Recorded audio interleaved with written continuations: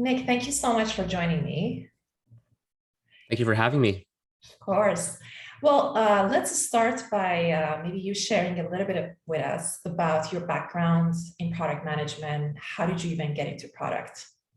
Sure. Yeah. So I did my undergrad in engineering at Waterloo. And so we had many co-op terms, as I'm sure people are aware. So my last co-op term, I did an internship at Microsoft in product. After I graduated, I started a master's, quickly realized it was not something I wanted to continue to pursue. So then I took a job at Shopify, where I actually wasn't initially part of the PM team here, but I was part of more like a business development team. But very quickly, I realized I wanted to go back into product. It was just a passion of mine, something I was very, very interested in. And so over the course of 1.5 years, I worked on getting myself into the product team. And so, I think for a lot of younger, more junior people, this has always been a challenge. How do you get yourself in? And my path was to just start building things, to build products, to show my competency as a PM, experimenting, making lots of mistakes, and just trying to get better every day at the product craft until one day, hopefully, someone notices that there's potential in you. And so I'm very grateful for that opportunity back in the day, and I was able to demonstrate that through a few products that I built. That's amazing. I love your perseverance. I think that's really the best way to get into anything that you're passionate about and anything you want to achieve.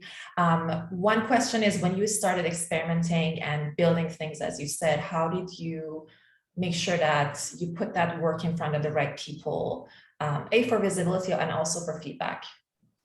Yeah, absolutely. One of the things that I did was so at Shopify we have these things called hack days, where the whole company gets together and you're able to just work on whatever you want for 3 days. And so what I did was for every single hack days, I had the chance to work on something that was very interesting to me. And then I also tried to make sure to align to some broader initiative that Shopify wanted to do.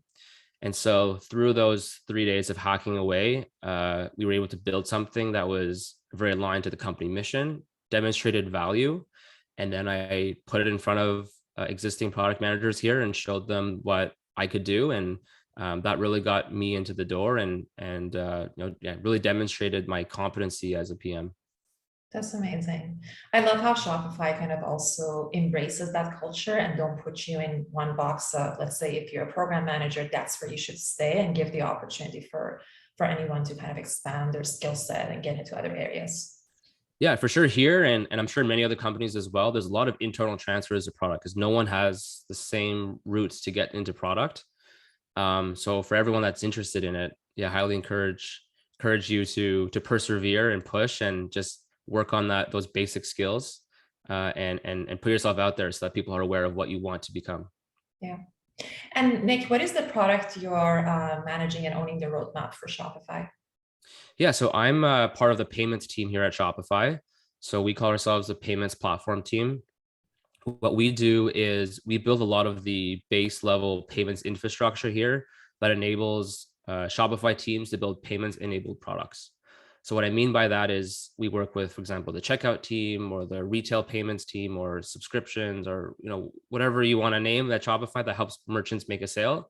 There's a lot of payments infrastructure that goes into that, so that we can have a single API that makes it possible for merchants to be able to make a sale. So my team builds a lot of that infrastructure. And then what we also do is we have thousands of different payment gateways that we work with. So it's easier for merchants to sell all over the world. So my team builds a lot of the infrastructure that makes it possible for a third party or external payment provider to build their integration into Shopify and then make it possible for merchants to install, use, and therefore make sales. Amazing. Yeah, and I think payment in general is an interesting area and there's a lot of opportunity, but I feel like especially after the pandemic and with the volume of the online transaction, it has been growing even more. Yeah, absolutely. Well, shifting the gear a little bit, as our last question, obviously something that I'm passionate about is around diversity and inclusion, around diversity of talent, specifically in tech, and how that translates to diversity of products. So I'm curious to know, how do you think we can achieve more of that diversity of talent within tech and product management? Yeah, I think it's very important for a lot of existing PMs to, well, in my mind, there's two things we could do. First one is to open the door and invite more diverse participants to get into the earlier, let's call it PM funnel, and find some amazing talent that exists out there. And the second step is to provide a map once they get into that door so they can navigate the jungle gym that is product. So on that first one, I was able to really persevere, and it's been a year and a half to get into product, and I think that's just a lesson for everyone out there.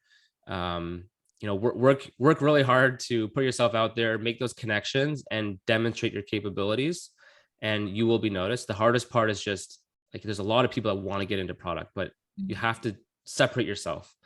So find out how you get there, and then second thing is on the math part is find mentorship, find people that have gone through a route that is somewhat similar to you, and ask them and work with them to figure out what will work for you to be able to be successful in product. Like getting your foot into the door is one step, but really that's the first step of a very, very long journey. And so find those mentors, find people that have done it before, and ask them for advice on how to navigate the jungle gym of product. Yeah. Yeah. And I think I definitely agree with you around the mentorship. One thing that has been a learning of mine, I historically, whenever I was looking for a mentor, it was always someone more senior than me. And lately, I actually shifted that focus, and I'm irrespective of the level or the level of junior or seniority.